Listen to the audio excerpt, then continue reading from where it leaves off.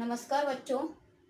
आज हम आपके लिए लेकर आए हैं एक समान वैद्युत क्षेत्र में आवेशित कण पर लगने वाला बल।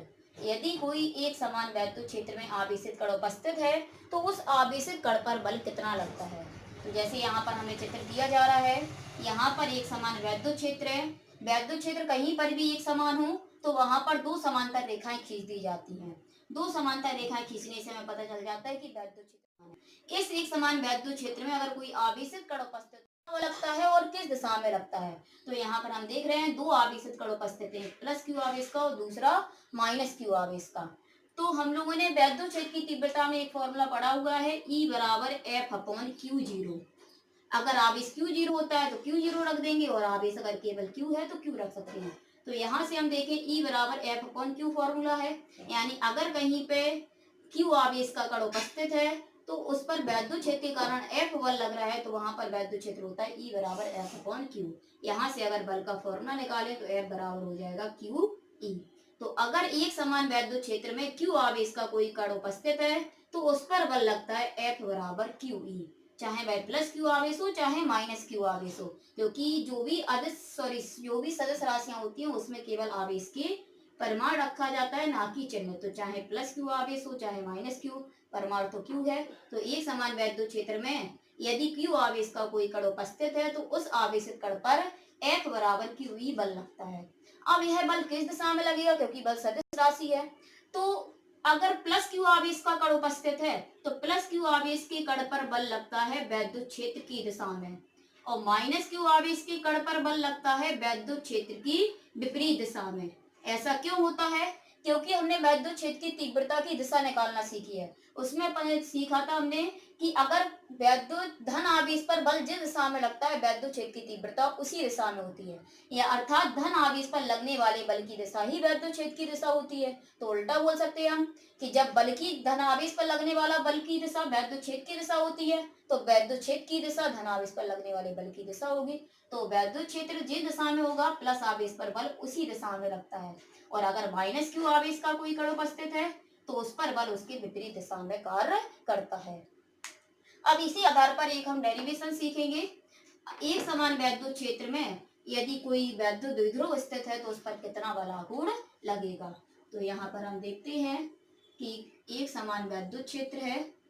एक समान वैद्युत क्षेत्र है तो दो समांतर रेखाएं खींची जाएंगी। यहाँ पर एक समान वैद्युत क्षेत्र ई है। इस एक समान वैद्युत क्षेत्र में एक वैद्युत द्विध्रुव ए बी क्षेत्र से थीटा कोण पर उपस्थित है। वैद्युत द्विध्रुव में दो आवेश होते हैं। अगर जिन लोगों ने वैद्युत द्विध्रुव के बारे में नहीं पढ़ा है तो वो वैद्युत द्विध्रुव की वीडियो देख सकते हैं। वैद्युत द्विध्रुव के बारे में हमने बताया है तो उसकी वीडियो को देखकर वैद्युत द्विध्रुव को समझ सकते हैं। तो यहाँ पर एक वैद्युत द्विध्रुव ए बी है जो क्षेत्र से थीटा कोण पर उपस्थित है। वैद्युत द्विध्रुव के दो आवेश होते हैं, एक माइनस क्यू और दूसरा प्लस क्यू, और इन आवेशों के बीच की अल्प दूरी होती है 2l। अभी इससे जस्ट पहले हम बता चुके हैं कि अगर कोई आवेशित कण को वैद्युत क्षेत्र में रखते हैं, क्यू आवेश का कोई कण अगर है तो उस पर बल क्यू ई लगता है।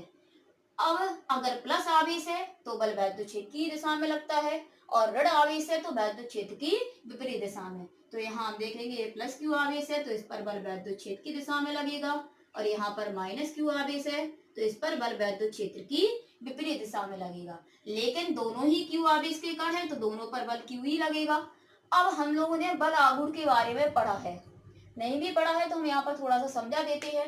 जैसे इस पेन को ले लो, इस पेन पर एक रस्सी हम यहाँ बांध दे, एक रस्सी यहाँ बांध दे, एक व्यक्ति यहाँ की ओर खींचे, एक व्यक्ति यहाँ की ओर खींचे, तो हम पाएंगे कि ये पेन ऐसे घूमने लगेगा। तो बल आघूर्ण वही मतलब ऐसा बल होता है जो वस्तु को घुमा देता है। और घूमती वस्तु कब है? जब उस वस्तु पर दो बल लगेंगे। यहाँ पर हम रस्सी बांध रहे थे, दो रस्सियां, तो एक बल इस दिशा में लगा रहे थे, एक बल इस दिशा में। तो वस्तु पर दो बल लगे, वो दोनों बल बराबर हो, विपरीत दिशा में हो, तो वह वस्तु क्या होने लगती है? घूमने लगती है। तो यहाँ हम देख रहे हैं कि इस वैद्युत द्विध्रुव पर दो बल लग रहे हैं, दोनों ही बल बराबर है। यहाँ पर भी देखते हैं क्यू ई बल लग रहा है, यहाँ पर भी क्यू ई बल लग रहा है। तो ये दोनों बल बराबर है, विपरीत दिशा में है, और अलग अलग क्रिया रेखा है। इसका मेन पॉइंट होता है कि अलग अलग क्रिया रेखा में कार्य करने चाहिए। तो इस बल की क्रिया रेखा देखें तो ये बल इस बिंदु पर लग रहा है तो ये क्रिया रेखा हो जाएगी, और ये बल इस बिंदु पर लग रहा है तो इसकी क्रिया रेखा ये हो जाएगी।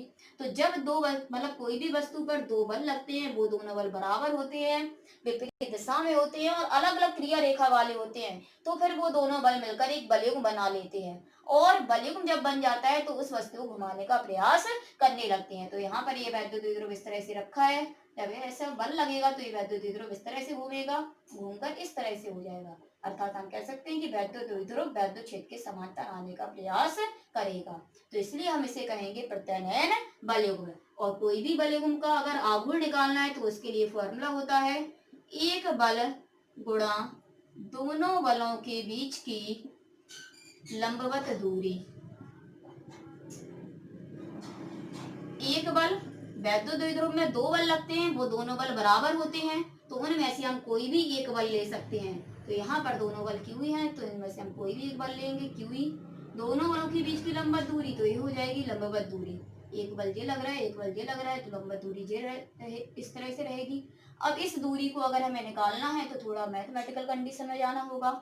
यहाँ हम देखते हैं इतना इतना ये समकोण त्रिभुज बन रहा है। इस समकोण त्रिभुज में जो कोण होता है उसके सामने वाली भुजा लंब होती है और आधार जीरो हो जाएगा। अब हम देखेंगे कि हमें आधार मतलब सॉरी कर्ण हो जाएगा, एक कर्ण हमें पता है, लंब निकालना है, साइन थीटा लगाएंगे, साइन थीटा बराबर लंब बटे कर्ण, तो लंब बराबर कर्ण इंटू साइन थीटा। कर्ण 2l है, साइन थीटा, दोनों बलों के बीच की लंबवत दूरी आएगी 2l साइन थीटा, तो ये दूरी हो जाएगी 2l sine theta. Q into 2l वैद्युत द्विध्रुव आघूर्ण यानी P का फॉर्मूला होता है, इंटू में E साइन थीटा। तो एक समान वैद्युत क्षेत्र में अगर कोई वैद्युत द्विध्रुव स्थित है तो उस पर बल आघूर्ण लगता है 2 बराबर P साइन थीटा। यहाँ पर हमें देखना है कि इस पर अधिकतम बल आघूर्ण कितना लगेगा। तो हम देखते हैं कि बल आघूर्ण के फॉर्मूले में साइन थीटा आया है।